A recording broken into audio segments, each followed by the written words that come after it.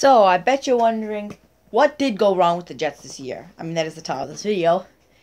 And how to fix it. So, this is self-explanatory. So, if you're wondering, we're talking about the New York Jets. And after last year's 10-6 record, having a record this year of 5-11 is kind of disappointing. But fear not, we are going to fix the problems. But in order to find solutions, you have to identify the problem. Or problems. So let's talk about what screwed up the Jets this year. And the one thing that screwed the Jets the most up, that was badly worded, was Eric Decker injury. Now, Eric Decker is definitely, arguably, and probably the Jets' best receiver. And he went down week 3. Oh boy. So, he went down in, of course, the third game of the season, and he missed the rest of the season. So, he really only played in 2 1/3 of a game, or 2 1/4 of a game. He, of course, without Decker, Brandon Marshall had a pretty kind of bad year. He didn't have the greatest year. But what really sucks is Eric Decker, if he kept on track with the way he was going, he was on track, he was on pace for 10 to 11 touchdowns, 1,000+ yards, and around 50 receptions. And more proof of how the Jets suffer this year, the Jets passing game has the second least amount of touchdowns this year and the most interceptions. Again, that proves that Decker was a really big factor. The second big thing, and it's another thing that is it's an effect of Decker's injury, and that is Ryan Fitzpatrick's really poor play. Now Fitz had of course re-signed with the Jets right before the season, and for $12 million 1 year, and we had high hopes after what he did last year. So he's second in the league in interceptions, or I think he's actually he's either second or third, but I believe he is second with 17, and he's only thrown 12 touchdown passes, including week 17. The guy ahead of him was Philip Rivers, who threw 19 receptions. Actually, it might be more. He threw I don't remember the exact amount, but it's close. But it's Philip Rivers, who has 30+ touchdowns this year.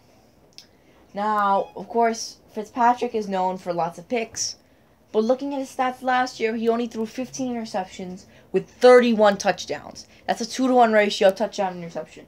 This year, it was like a freaking 1.7 pick for every touchdown.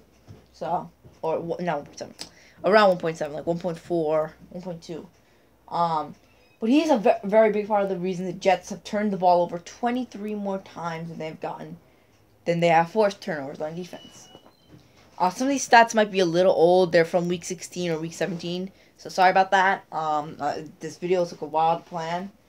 The Jets are also the worst team in the league in interceptions, and they're second worst in pass touchdowns, of course, as I said. Again, maybe they might have shuffled up a spot, but you get the point. They're not a good offensive team. And the Jets had the worst pass touchdown to interception ratio this year. Now, on the offensive line is a big problem for the Jets. Aside from Bryce Petty being hurt badly due to the offensive line not blocking well, the Jets quarterbacks are under tons of pressure, which of course leads to a lot of turnovers and a lot of sacks. And this Jets offensive line has to do a good job protecting the quarterback. That's another reason why I'll get into later. The poor secondary play. Now, in the Jets, one of their strengths for many years has been their defense, particularly on passing plays. Darrelle Revis was a shutdown cornerback for years, and him and Antonio Cromartie together were locked down. Like, lock it down. But this year, it was pretty bad. The Jets defense has gotten crushed, has gotten exposed in their secondary, especially Revis. Of course, he's been elite for so long, but this year he only had 1 interception coming in week 17. It was amazing. But against the Bills, I mean, really, in 16 games, no interceptions, kind of bad. And he's having his worst year since his rookie campaign in terms of, like, stats. The Jets defense went from being a top 10 defense to 16th. and are second worst in interceptions caused and touchdowns given up. Part of that is also due to the fact they turn the ball over so much that their defense has to constantly gets tired, worn down, and the fact that the other team always has short field position. And last but not least, turnovers. The three big things that can cost you football games: injuries, turnovers, and penalties. And boy, this was the big one. Turnovers. Now, the Jets have the worst turnover ratio in the league. They also have the most interceptions, the worst passing touchdowns and interceptions, worst league turnover. Yeah, the Jets, the bad. They turn the ball over way too much. That's something that has to stop. They have to take much better care of the ball on offense and on defense. So yeah, now we're going to get into stats, and we're going to get into everything. Now, if you guys want to check out the sources I used to create this video, sources I used for the information in this video, they should be in the description. If I forget to put them there, then just leave a comment saying, hey, you forgot to put them there. So, there's a bunch of sources, a bunch of mock drafts, and free agent stuff, and let's go. So, moving on to stats now, some offensive stats for the Jets include being, and I believe these are recent. I think I added this recently. 26th in total yards per game, with 329.2 yards per game. They're tied for the worst turnover ratio with -20, and are third worst in points per game, 17.2. So again, the offense, which had a lot of expectation after last year, really came in, really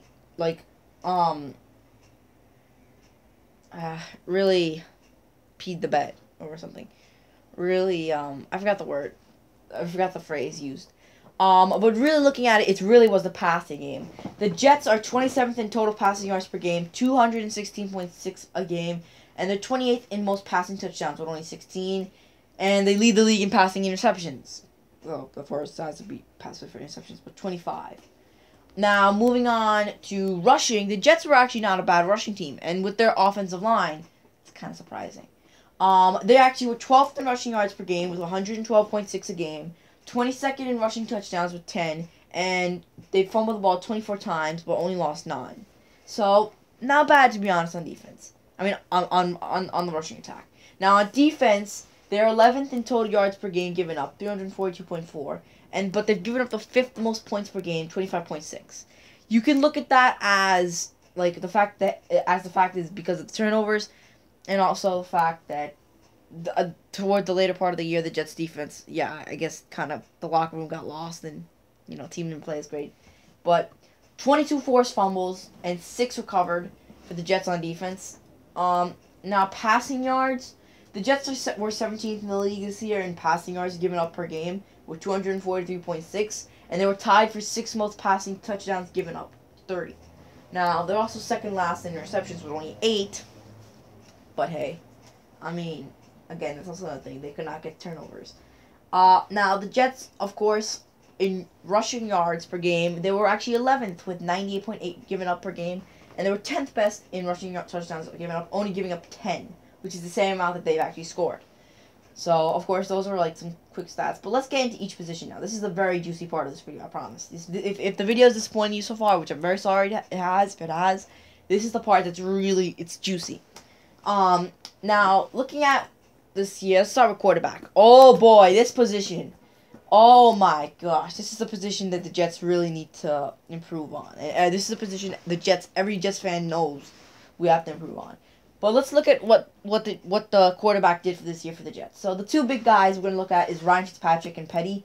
Now, Fitzpatrick played in 14 games. He had a 56.6 completion percentage. He threw for 2,710 yards, 12 touchdowns, which is his least amount of touchdowns since 2009, and 17 interceptions, which is his third most in the league, currently, and second most in his career. He was also sacked 19 times. And moving on to Bryce Petty, he started 4 games, which, of course, we all know the Jets won against the Niners. They lost to the Rams. They lost to the Patriots. They also lost to, I think, I forgot who else they lost to, I think. I think it was the Dolphins or something. And Bryce Petty got murdered. I mean, honestly, murder on live television by Dominic and Soon Cameron Lake. Oh, poor guy. But he played in 6 total games.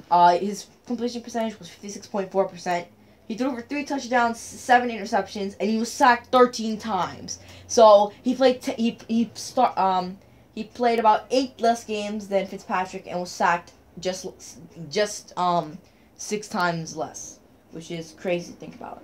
Now going to options, what the Jets can do here, and there are many options. They can draft the quarterback. They can sign Kirk Cousins, trade for Tony Romo. They can try with their Hackenberger and Petty.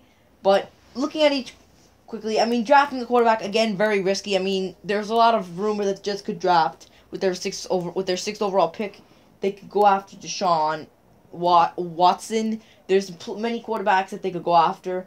But I mean, looking at it, do you really want to give up on Hackenberg already? He hasn't even played in a game yet. Do you really want to give up on this guy already? And I mean, if they hit, or if the thing is, it's really hit or miss. If you hit and get lucky, you got your quarterback in the future, but you wasted that second-round pick from last year. If you miss, and that's the big thing, if you miss, not only did you show Hackenberg we don't trust you, which could possibly lead to him not turning out as great, you just wasted a top 6 draft pick, and you're even worse. So drafting a QB very risky. Kirk Cousins, of course, looking like this guy might be a free agent. He may or may not re-sign with the Redskins, but if he doesn't, signing Kirk Cousins, a lot of people are saying this is gonna be great. And Kirk Cousins, I agree. This guy had a fantastic year, one of the best quarterback, one of the best. He played pretty well this year. He played like one of the best QBs in the league this year for most of the year. But one thing I see that I don't know if a lot of other people see is he could be a Ryan Fitzpatrick 2.0. I don't think he'll be as bad as Fitzpatrick was this year, but the thing is, I mean, looking at him, I mean, yeah, he has a strong arm, but he's similar to Fitzpatrick. He throws a decent amount of interceptions. He really is a strong arm QB, and if the Jets sign him to a big contract, which you know he wants, what's gonna happen if he doesn't fulfill it? The Jets just wasted money on the quarterback. Trading for Romo, again, very risky. Romo is made of glass, so obviously he's very prone to getting injured. And then, of course, the other option, which is the one I like, to be honest, and that is Hackenberg, trying Hackenberg. Now, Bryce Petty, of course, he didn't play as bad as people say. I mean, yeah, you look at the 7 picks, 3 touchdowns, it's not that flattering. But with the way the offensive line played, to be honest, and the way the offensive coordinator, Chan Gailey, called plays, you really can't blame him as much. So, Bryce Petty, look at what happened with Dak Prescott. He was in the right situation, and he turned out to be a star. Turned out to be a star. If we put Petty in a better situation with a better offensive line, better play calling, he might show that, yeah, he's the guy. Same thing with Hackenberg. So, that's what if I'm the Jets, I'm going Petty versus Hackenberg for that starting this year. I'm building the offense.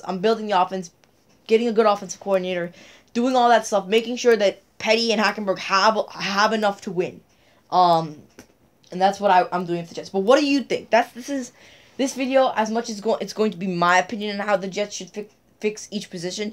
I want you to talk about it. I want you to be like, okay, this is what the Jets should do. This is what I think the Jets should do, and I want to discuss in the comments. So make sure you leave your opinion on what they should do here. Now, moving on to running back. Now, the Jets' big running backs this year were Matt Forte and Bilal Powell. Now, Matt Forte had 218 rushes for 813 yards, which is pretty solid. But what really impresses me is Bilal Powell. This man. Oh, yeah. Forte had 7 touchdowns, by the way. Bilal Powell had 131 rushing yards, or 131 rushes for 722 yards and 3 touchdowns. So, he had a little bit less than 100. He had about 91 less yards than Forte, but then again, he had about 60 less rushes than Forte did. So, again, you look at that, that was amazing. He also had 3 touchdowns. Now, looking at Bilal Powell's stats receiving, he has 58 receptions, which is tied for second on the Jets. He's the backup running back, and he had the same amount of receptions or just 1 less reception than Brandon Marshall did. He had 380 yards in those 88 yards in those receptions. He averages 5.5 yards per play on a run. He had 2 receiving touchdowns. So really, Bilal Powell, he looks like he's a stud. Now, options in the draft include many things. Now, there's 2 big options that I look at here, and that is what they're going to do with Forte. Now, Forte is one of the big options. Like, what do you do with him? I mean, like, you see what Bilal Powell could do. Do you trade Forte? I mean, if I'm the Jets, I'm looking for a team that needs an old running back, like a running back to add to their offense. Maybe maybe a team with a decent blocking core. Maybe the Packers might take him. I don't know. I mean, they kind of got Eddie Lacy and Tom Montgomery. I don't know about that, but maybe the Giants. Maybe they could do a trade with them. But if the Giants get an offensive line, so Forte is someone I think the Jets definitely should trade. I mean, it's up to them. They could keep him and go back this year, but really, I mean, do you really just let him go to free agency, or do you give him a chance on a team and try and get some value out of that? He might be a good asset at the trade. At the draft to trade. Now, you of course have the other options, which include drafting Leonard Fournette. Now, Leonard Fournette is a very good player. People are saying he could be Ezekiel Elliott 2.0, which I would love. Forget what people say about the offensive line. Yeah, Dallas has a great offensive line, but Zeke is not just good because of the offensive line. Yeah, that helps, but this guy is a monster. He is agile. He is really a good player. So seeing if the Jets could get another one, I mean, that'd be amazing. But at the same time, look at all the other needs in the Jets. Their best position on offense is probably running back, and you're going to draft another running back. Again, I'm going to say it's a waste of a pick, but you could address needs with it. You don't need to get another running back. You need other positions. That's why Fournette is a risky option. But the other option, and this is my option, my favorite option, keep Bilal Powell, keep Kyrie Robinson, have those two guys be the 1 and 2 for the Jets, and just keep them for the future. I mean, Bilal Powell, how old is Bilal Powell right now? Let me just take a look at this. But really, that is what I think the Jets should do. Bilal Powell is only 28 years old. He's about entering what would be around his prime years. So again, you got to look at it like, yeah, Bilal Powell could be, and he probably is the solution in New York at running back with this offensive line. Keep in mind, and the Jets don't even have that good of offensive line. Their offensive line is pretty garbage, actually. So moving on to tight ends. Now I don't even know who the Jets tight end was this year. I think it was Austin Seferian for like 5 or maybe like 2 games. I couldn't find him. I couldn't find it. I actually could not find a Jets tight end. There was in the top 50 tight ends sorted by receiving yards. Yeah, that could be a need to get a good tight end. That could really help Petty or Hackenberg. But there are many options. Martellus Bennett could be a free agent this year. If the Patriots do not sign him, maybe he'd be willing to come to the Jets. Vernon Davis, another good tight end that might be willing to leave Washington. And maybe if Kirk Cousins and Vernon Davis want to team up and come to the Jets, that could be something. Maybe the Jets could find him in the draft. I mean, I would highly doubt that the Jets would take a tight end with the 6th overall pick. I can't really. I did look at a lot of mock drafts. I'm not a person who does a lot of scouting or watching college football, so I don't really know. So these mock drafts are my only source for that. And of course, what I hear people say. But I haven't really seen too many great tight ends in like the top 10, so I doubt the Jets would use that 6th pick on a tight end. But maybe in the 3rd or 4th round, they might find a tight end that fits their scheme. That could be something the Jets could do. But overall, if there is one need the Jets have that isn't as important as the other ones, it is a tight end. I mean, look at the Giants. I mean, if you add a few offensive linemen, I mean, if you add if you add someone to replace Eric Flowers on the Giants, and I mean, I could really see the Giants and maybe help out the running game a little bit. I mean, they're fine even with Will Tye, the tight end, and he's not an elite tight end. He's a decent tight end though. So maybe they just don't need to necessarily get an elite tight end, but they can get a decent tight end. You know, someone who can just make catches, maybe be able to break a few tackles on plays.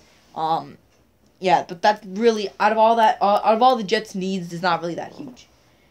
Now moving on to wide receiver. Now this is a very big position. So leading the Jets in catches this year was Brandon Marshall by 59 catches, 788 yards, and 3 touchdowns. Now leading the Jets in yards and touchdowns is Quincy Enunwa, 58 catches, 857 yards, and 4 touchdowns. This guy had a really great year. He's looking like he could be a possible stud for the Jets, but looking at him, having him as a 3rd receiver would be so deadly. Of course, Robbie Anderson had a bit to do later in the year. He had a few good plays.